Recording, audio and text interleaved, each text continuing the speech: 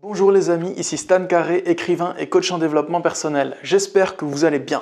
Je ne sais pas si vous vous souvenez, mais il y a quelques semaines de cela, je vous avais demandé quelles sont vos questions sur les pervers narcissiques, quelles sont les questions que vous vous posez à propos des manipulateurs pervers narcissiques dans un petit sondage sur ma chaîne. Vous avez été très nombreux à me répondre et j'ai relevé ce qui selon moi sont les 10 questions que le plus de personnes se posent et qui sont le plus pertinentes à propos des pervers narcissiques. Donc c'est parti pour une foire aux questions, 10 questions-réponses sur les pervers narcissiques, on y va.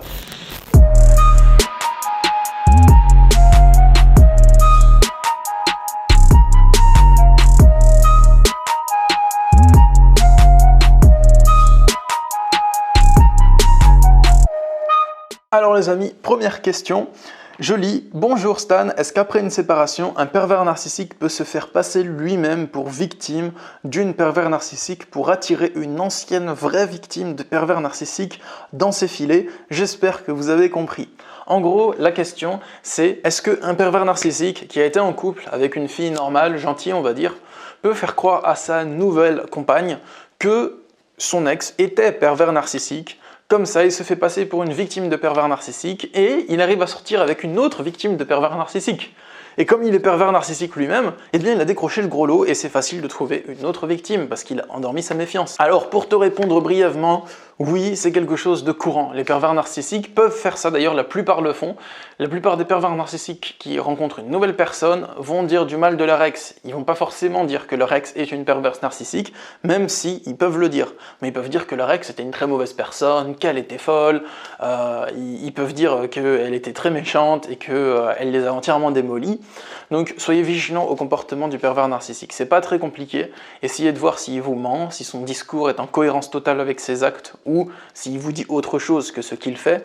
Essayez de voir s'il a un comportement qui est constant à votre égard ou si d'un coup il pète des plombs puis il se calme. Enfin, c'est pas normal ce genre de comportement. Donc soyez vigilants à ça. Deuxième question, je lis « Ma mère est perverse narcissique. Est-ce que je vais moi-même devenir pervers narcissique ou adopter ce comportement quand j'aurai des enfants ?» Alors, pour répondre à ta question, je dirais que j'en sais rien en fait. Je peux pas déterminer si toi-même tu vas avoir un comportement toxique avec tes enfants. C'est à toi de le déterminer. Je dis ça dans le sens où, ok, si ta mère t'a éduqué à la violence, que tu as baigné dans la violence, il se peut que tu aies des résidus de comportements violents qui restent là parce que tu as tellement connu que ça, que tu as dû t'adapter et adopter un comportement parfois violent toi aussi. Mais c'est pas pour ça qu'une fois que tu arrives à être adulte, tu es obligé de garder ce comportement violent. Tu peux le changer, tu peux t'en défaire, tu peux dépasser la colère, c'est possible. Donc peut-être qu'il est possible, selon ton cas, je ne te connais pas, que tu aies certains comportements qui peuvent être toxiques, mais tu peux dépasser ces comportements toxiques en prenant conscience et en faisant un effort pour changer ton comportement. C'est possible, ça y est, la porte est ouverte au changement. Troisième question, mon père pervers narcissique m'aime-t-il ? Alors que nommes-tu aimer ? Parce que je peux pas te dire oui ou non il t'aime, déjà je connais pas ton père. Et ensuite, si je dis que nommes-tu aimer, c'est parce que toi et un pervers narcissique, vous n'avez pas forcément la même définition du mot aimer. Peut-être que pour moi aimer c'est faire en sorte que l'autre soit heureux ou ne rien faire pour que l'autre soit malheureux. Et pour un pervers narcissique, aimer, ça veut dire mettre l'autre sous emprise, le mettre en cage, le poursuivre, le punir, le sanctionner, le tordre dans tous les sens jusqu'à ce qu'il soit complètement soumis et inutilisable. En fait, voilà, vous n'avez pas la même définition du mot aimer. Une relation en lien avec le mot aimer pour un pervers narcissique, c'est une relation de drame, de misère, de confrontation constante. C'est une relation de combat, c'est une relation élastique qui tire quoi en fait. Il y a toujours des tensions avec les pervers narcissiques. Et avec d'autres personnes, aimer c'est cool, c'est posé, on passe du bon temps avec l'autre, on est gentil avec lui, tout va bien. Donc pour moi aimer c'est faire en sorte que l'autre aille bien, agir pour le bien-être de l'autre, ou du moins ne pas agir pour son mal-être. Et dans ce cas, si le pervers narcissique n'agit pas pour ton bien, mais que tout ce qu'il fait, tu souffres en réaction avec ça, et c'est qu'il ne prend pas ta souffrance et ton bien-être en compte dans ses actions. Donc selon cette définition du mot aimer, on peut dire qu'il ne l'applique pas. Après, il a peut-être sa définition du mot aimer à lui qu'il applique, mais c'est pas pour ça que ça va être bon pour toi. Voilà. Si moi je dis j'aime les autres, alors les aimer ça veut dire les frapper, c'est ça qu'on m'a appris à faire, dans ce cas c'est pas bon pour les gens. Les autres ils vont pas percevoir ça comme de l'amour. Mais peut-être que moi, c'est ça, amour pour moi dans ma tête, vous voyez ? Quatrièmement, comment faire pour que le pervers narcissique quitte la relation, pour créer le désintérêt ? Comment le pousser à partir ? Donc, Pour répondre à cette question, je dirais que les personnes qui sont dans ce cas, n'attendez pas que le pervers narcissique parte de la relation. N'essayez pas forcément de le pousser à partir ou de créer le désintérêt, parce que lui, il peut sentir que vous êtes en train de le pousser à partir. Il peut sentir que vous n'avez pas le courage de le quitter et que vous attendez qu'il le fasse. Et s'il sent ça, ça veut dire qu'il a du pouvoir sur vous et qu'il va l'utiliser, qu'il va faire exprès de traîner le truc et il va peut-être même s'amuser avec vous avec ça. S'amuser avec vous comme un chat qui joue avec sa proie avant de la tuer. Pour s'amuser avec vous, il peut vous faire croire qu'il va vous quitter pour de bon, mais en fait il le fait pas, il revient. Donc c'est assez sadique, c'est assez pervers comme jeu. Donc ce que je vous invite à faire, c'est de quitter la relation en premier. J'ai fait une vidéo qui s'appelle « Comment trouver la force de quitter un pervers narcissique ». Le titre, vous avez qu'à le taper dans la moteur de recherche de YouTube, pardon. « Comment trouver la force de quitter un pervers narcissique » et vous trouverez mes conseils sur le sujet. Je vous encourage à quitter la relation d'abord. Et ensuite, vous pouvez créer le désintérêt en ne répondant plus du tout au pervers narcissique, en le bannissant et le bloquant de partout, en ne réagissant à rien de ce qu'il fait, et là, il va finir par se désintéresser de vous. Cinquièmement, le pervers narcissique a-t-il conscience d'être nuisible, manipulateur, toxique? Donc, pour cette question, il y a 3 questions en une. Est-ce qu'il a conscience d'être nuisible? Oui, forcément. Il a conscience du fait qu'il vous fait du mal, parce qu'il fait un truc et vous pleurez ensuite. Parce qu'il fait un truc et que vous êtes trop mal ensuite et que vous le suppliez d'arrêter. Donc il a conscience qu'il y a une souffrance qui se produit chez vous en réaction à ses actes. Ça, il a conscience de ce fait. C'est un fait simple. Je ne veux pas dire qu'il a conscience d'être manipulateur de tout ce qui se passe en lui, mais il a conscience qu'il fait un truc et vous pleurez ensuite. Voilà, ça, il peut le voir. Ensuite, manipulateur. Oui, il a conscience d'être manipulateur. Le pervers narcissique a conscience d'être manipulateur, mais pas forcément d'être un pervers narcissique. Il a conscience qu'il exerce une certaine manipulation sur certaines personnes, et il trouve ça normal. Pour lui, bah oui, je l'ai manipulé, et alors il est plus bête que moi, j'ai le droit de le faire. Beaucoup de pervers narcissiques trouvent ça normal de manipuler les gens pour obtenir ce qu'ils veulent. Pour lui, et alors, tout le monde fait ça. C'est ce qu'ils disent, c'est pas forcément vrai. Ensuite, est-ce qu'il a conscience d'être toxique? Toxique, ça veut dire comme un poison, qui nuit à votre organisme. Je sais pas, certains pervers narcissiques ont conscience d'être toxiques, certains autres n'en ont pas conscience. Ça dépend, c'est au cas par cas. 6e question les amis. Bonjour Stan et merci pour tes conseils, je t'en prie. Comment répondre aux pervers narcissiques quand ils mentent et que malgré le fait qu'ils se font démasquer, ils continuent dans leur vie de mensonges? Donc ta question c'est comment répondre aux pervers narcissiques qui mentent et que quand ils se font prendre la main dans le sac, ils continuent à mentir, comme s'ils ne s'étaient pas fait prendre la main dans le sac. Il n'y a rien à répondre en fait. Ta question c'est comment répondre et ta question elle est formulée de manière à ne pas trouver la réponse. Parce que tu te demandes comment répondre, en fait il n'y a rien à répondre, tu vois, c'est comme ça que je le vois. Tu veux faire quoi? Tu prends un pervers narcissique en train de faire quelque chose de mal, tu lui montres une preuve qu'il a fait cette chose-là, et il répond qu'il ne l'a pas faite. Tu veux dire quoi à ça? Laisse-le dans son délire. Le mieux à faire c'est franchement de ne pas côtoyer ces personnes-là, il n'y a rien à dire. Il sait qu'il ment, mais il se l'occulte à lui-même, c'est une sorte de mythomanie. Ou bien, il se l'occulte pas et il fait exprès de continuer à mentir juste pour t'énerver. Dans les deux cas, ça sert à rien de lui répondre. Soit il n'est pas conscient de son mensonge et il arrive à y croire, et dans ce cas, c'est pas en lui prouvant quelque chose ou en lui répétant l'inverse de ce qu'il croit que ça va fonctionner, ou bien il fait exprès de mentir juste pour t'énerver. Donc dans tous les cas, ça sert à rien. Pour moi, il n'y a rien à répondre, il n'y a rien à faire, c'est un cas perdu. On ne peut rien faire pour transformer cette personne en une autre personne, il est comme ça.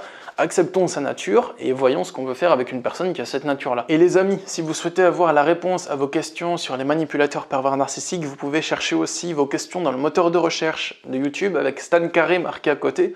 Et j'ai fait beaucoup de vidéos sur le sujet des pervers narcissiques, je vous apporte beaucoup de réponses dedans si vous avez d'autres questions, ou vous pouvez trouver aussi beaucoup de réponses et de stratégies anti-manipulation dans mon livre « Pervers narcissique, l'identifier, le fuir, se reconstruire » qui est disponible chez votre libraire, à la Fnac ou sur Amazon. 7e question. Hello Stan, d'abord merci pour la motivation que tu nous apportes chaque jour à chaque vidéo, je vous en prie, avec plaisir. Ensuite, au sujet des pervers narcissiques, est-il possible qu'après une longue rupture, un pervers narcissique change ? Ou bien il restera toujours aussi mauvais? Merci pour ta réponse, prends soin de toi. Merci pour ton gentil commentaire à toi qui a posé cette question. Donc pour te répondre, je vais te répondre à la fois sur mon expérience et à la fois sur la logique. Sur mon expérience, je te dirais que non, j'ai jamais vu un pervers narcissique qui a changé.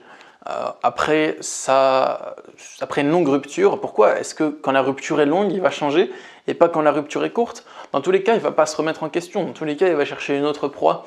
Donc non, il ne va pas changer. En général, il ne change pas, il ne va pas prendre conscience. Et d'ailleurs aussi, pourquoi essayer de vouloir changer un pervers narcissique? Quelqu'un qui a une nature profondément destructrice, il fait du mal, il est méchant, et il manipule les gens, et il fait semblant d'être gentil, ou il alterne entre le chaud et le froid, c'est un être qui est complètement instable, c'est un être de chaos. Pourquoi vouloir changer sa nature et ne pas trouver une personne gentille directement? Je sais qu'il y a un attachement émotionnel et que c'est pour ça que vous le souhaitez, mais croyez-moi, vous n'avez absolument aucun pouvoir sur le fait qu'un pervers narcissique peut changer. Et si vous attendez qu'un pervers narcissique change, vous allez baser votre bonheur sur quelque chose sur lequel vous n'avez aucun pouvoir. Vous êtes impuissant à faire changer un pervers narcissique. Et de par mon expérience, j'ai plus de 900 consultations de coaching différentes aujourd'hui, j'ai jamais vu ça. Et sur la logique, non, il ne changera pas parce qu'il ne s'est pas remis en question et qu'il n'a pas fait de changement durable. Donc non, il n'a pas fait de bouleversement psychologique. Donc il va faire la même chose avec son prochain ou sa prochaine compagne comme il l'a fait avec vous. 8e question. Est-ce normal de vouloir lui fracasser le crâne après un certain temps et diverses stratégies de dégagement?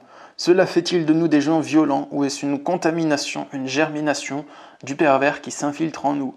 Ou cela est-il simplement humain et légitime ou même nécessaire? Donc si je comprends bien ta question, c'est est-ce que ta colère, ta haine et ta rage envers le pervers narcissique, c'est quelque chose d'utile ou de nécessaire? Est-ce que c'est normal?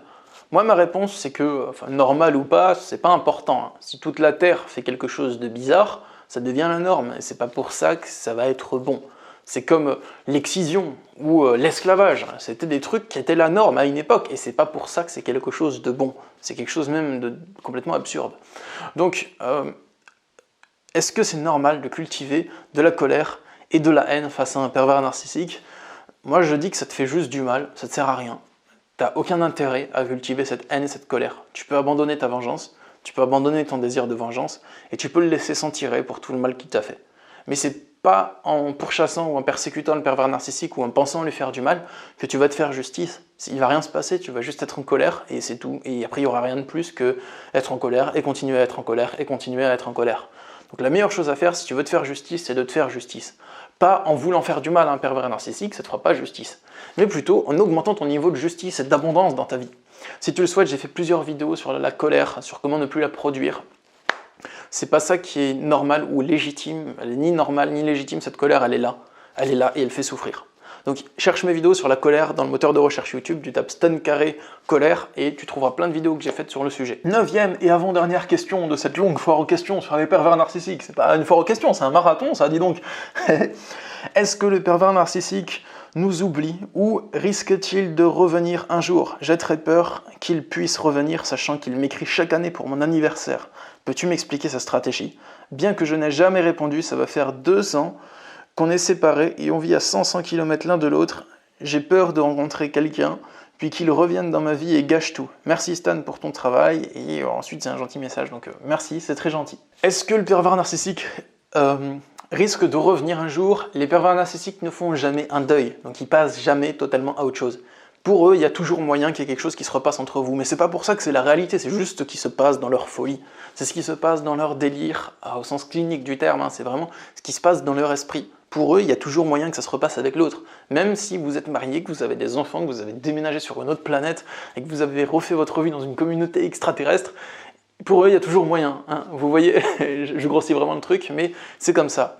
Donc oui, il risque de revenir, oui, il t'appelle à ton anniversaire, parce que pour lui, c'est un moyen de rentrer dans l'affectif, de rappeler les souvenirs d'avant, c'est un moyen de te reconnecter, enfin d'essayer de faire en sorte que tu te reconnectes à la personne que tu étais quand tu étais avec lui, donc que tu retombes dans cet état émotionnel très bas, que tu redeviennes la femme que tu étais ou l'homme que tu étais quand tu étais avec lui, donc enfin selon ton genre tout simplement. Donc voilà, ça sert à rien, le but c'est juste d'essayer de remettre le grappin, de faire une piètre tentative. Je pense qu'il va continuer encore longtemps à t'écrire à ton anniversaire, c'est pas sûr mais c'est possible. Donc qu'il revienne ou pas, c'est pas important. C'est à toi de le virer et de le bannir de ta vie s'il revienne. Tu sais le mal qu'il t'a fait, donc fais un travail de force intérieure et sois déterminé à lui bloquer toutes les issues pour qu'il ne revienne pas dans ta vie. Et ça c'est important. Qu'il revienne ou pas, peu importe. Toi ton but, c'est comment tu vas réagir si jamais il revient. Et comment tu vas réagir, je t'invite à faire en sorte de le bloquer, de le bannir et de lui laisser aucune aucun moyen d'intervenir de nouveau. N'hésite pas à porter plainte, à monopoliser la justice, à le bloquer, à jamais lui répondre, et il va se décourager de plus en plus avec le temps. 10e et dernière question que je trouve très intéressante, c'est peut-être la plus pertinente que j'y réponde dans la vidéo, je veux dire, c'est peut-être celle qui va le plus vous apporter de clés sur le pervers narcissique. Comment transformer l'énergie négative du pervers narcissique en énergie positive si on n'a pas le choix de vivre avec? Donc moi je peux te dire que déjà tu as le choix de vivre avec le pervers narcissique ou pas. Peut-être si tu es jeune, que tu n'as pour l'instant, que tu te sens que tu es coincé avec lui, mais il y a toujours un choix. Le choix, c'est peut-être d'aller vivre en foyer, de dénoncer de la maltraitance, d'aller vivre en foyer. Si actuellement, c'est vraiment pas ton truc, peut-être tu as moyen d'aller vivre chez de la famille. Et si c'est toujours pas possible pour toi, pour l'instant, tu es coincé avec, mais bientôt, dès que tu as 18 ans et un jour, tu peux trouver un plan pour vivre ta vie, pour voler de tes propres ailes. C'est toujours mieux, même si ça nécessite de faire certains sacrifices, en général c'est plus paisible que de vivre avec un pervers narcissique. Pour transformer son énergie négative en énergie positive, tu ne peux pas. Tu ne peux pas. C'est impossible de transformer un PN méchant en personne gentille. Tout ce que vous pouvez faire, c'est essayer de vous comporter précisément comme il le veut pour qu'il soit moins méchant avec vous et qu'il rebascule dans le mode lune de miel, dans le mode gentil, ou bien menacer de vous en aller. Comme ça, il a peur et il redevient gentil. Un temps, cette stratégie marche un peu et au bout de plusieurs répétitions, elle ne fonctionne plus. Donc, il n'y a pas moyen de vraiment transmuter son énergie. Transmuter, c'est changer sa mutation, c'est changer son orientation, positif ou négatif. Il a une énergie négative de destruction et de chaos. Tu ne peux pas la transformer en énergie positive de construction et de paix. C'est impossible. Donc seul lui le peut. Moi, je ne peux pas transmuter vos émotions. Quand vous êtes angoissé, je ne peux pas vous désangoisser. Je peux vous donner des techniques, si vous les appliquez vous-même, vous allez sortir de l'angoisse. Mais je ne peux pas créer l'absence d'angoisse dans vous. Seul vous le pouvez. Le pervers narcissique, vous ne pouvez pas le rendre gentil. C'est impossible. Vous pouvez peut-être vous comporter comme il le veut pour qu'il soit temporairement moins méchant. Voilà, c'est tout ce que vous pouvez faire. Seul lui peut transmuter sa propre énergie. Et le pervers narcissique, en général, ne transmute pas son énergie.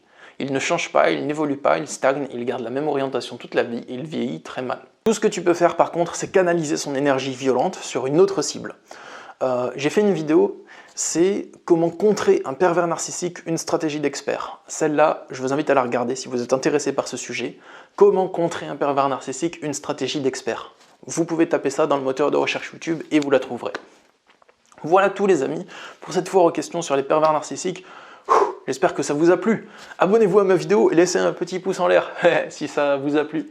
Et sachez que je suis disponible pour des consultations de coaching en développement personnel, pour vous aider à vous en sortir des relations d'emprise, à comprendre les pervers narcissiques et surtout à savoir comment vous reconstruire, comment arrêter de penser à lui, comment sortir de la culpabilité, de la colère que vous cultivez avec lui, de l'angoisse ou de la peur de l'abandon, du manque de l'attachement émotionnel. Donc il y a le lien pour me contacter dans la description de cette vidéo. Je consulte par Skype, par téléphone et sur Messenger en vidéo. Bonne journée, prenez soin de vous, au revoir.